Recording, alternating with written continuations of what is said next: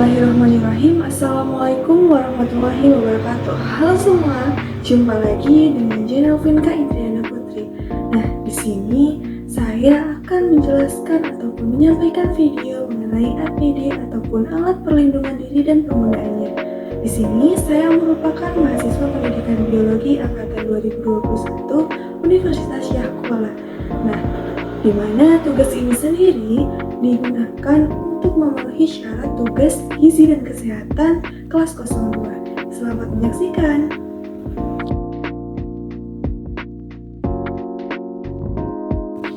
Baik teman-teman, nah mungkin teman-teman semua udah gak asing lagi dengan istilah APD atau alat perlindungan diri, di mana dalam 3 tahun kebelakang ini kita tengah menghadapi pandemi COVID-19, di mana jika kita lihat tenaga medis di rumah sakit ataupun di lingkungan-lingkungan kesehatan itu diwajibkan menggunakan APD.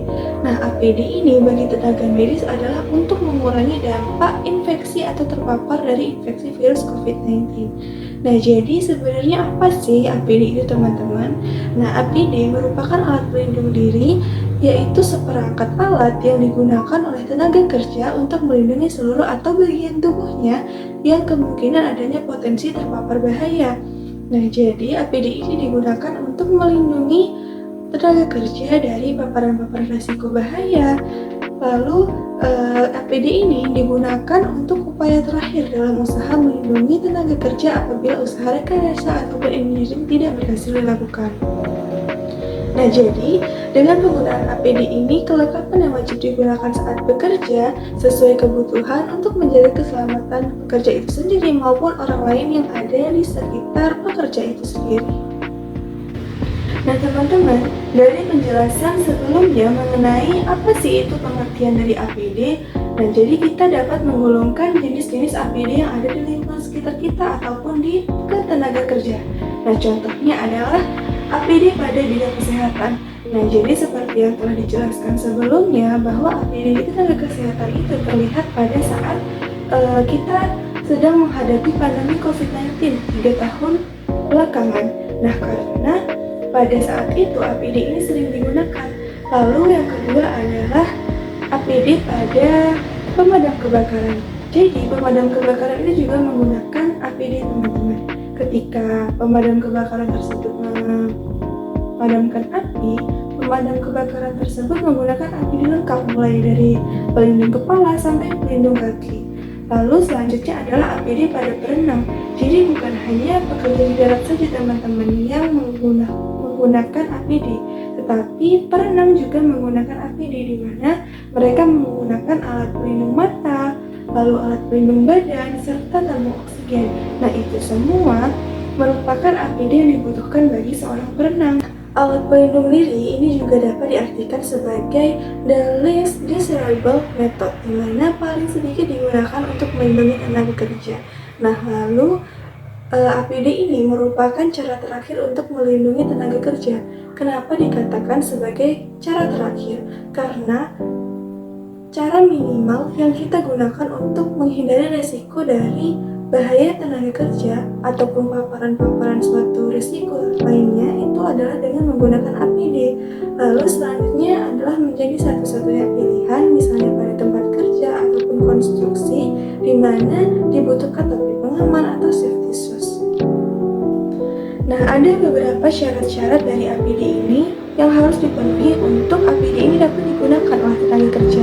Yang pertama, APD ini harus memberikan perlindungan bagi tenaga kerja. Jadi perlindungan ini mulai dari perlindungan kepala, telinga, mata, mulut, hidung, badan, serta kaki. Lalu selanjutnya adalah tidak mudah rusak. Jadi teman-teman, APD ini seharusnya dirancang dan didesain untuk tidak mudah rusak agar lebih mudah memakainya. Lalu selanjutnya adalah tidak mengganggu aktivitas para pekerja. Jadi teman-teman, perlu diperhatikan bahwa APD yang dikenakan itu tidak mengganggu aktivitas para pekerja. Lalu selanjutnya adalah mudah diperoleh di pasaran. Jadi teman-teman, alangkah baiknya jika APD ini mudah didapatkan di pasaran. Jadi ketika kita membutuhkan, kita tidak perlu memesan ataupun membelinya dengan jauh. Lalu selanjutnya adalah memenuhi syarat. Jadi memenuhi syarat ini adalah yang telah disebutkan sebelumnya, bahwa APD ini harus memenuhi syarat untuk dapat digunakan.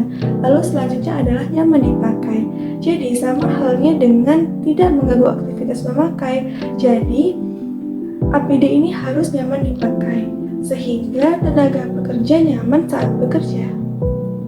Bismillahirrahmanirrahim. Assalamualaikum warahmatullahi wabarakatuh. Halo semua, jumpa lagi dengan channel Vinka Indriana Putri. Nah, di sini saya akan menjelaskan ataupun menyampaikan video mengenai APD ataupun alat perlindungan diri dan penggunaannya. Di sini saya merupakan mahasiswa pendidikan biologi angkatan 2021 Universitas Syahkuala. Nah, di mana tugas ini sendiri digunakan untuk memenuhi syarat tugas gizi dan kesehatan kelas 02. Selamat menyaksikan. Alat pelindung diri ini juga memiliki program, teman-teman. Yang pertama adalah kebijakan dan komitmen. Lalu selanjutnya adalah identifikasi dan evaluasi potensi bahaya. Selanjutnya adalah diklat APD. Lalu yang keempat adalah pemilihan yang tepat atau kesesuaian dari APD ini. Lalu selanjutnya adalah penggunaan dari APD ini. Lalu selanjutnya ataupun yang keenam adalah pemeliharaan dari cleaning, sanitizing, maintenance, dan storage.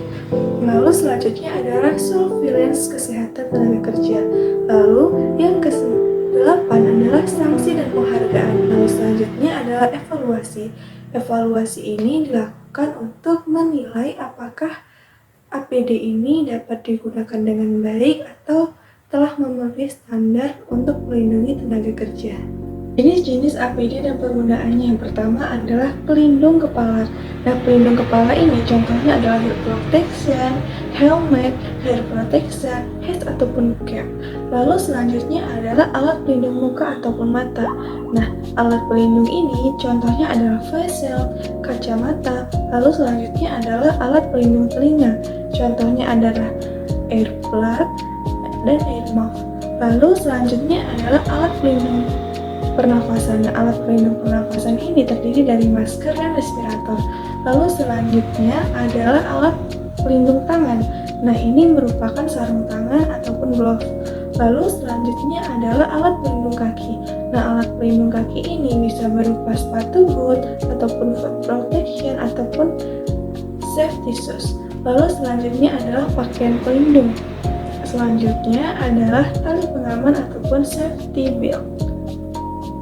Nah, untuk macam-macam dari APD ini beserta fungsinya, yang pertama kita akan membahas mengenai safety helmet atau pelindung kepala.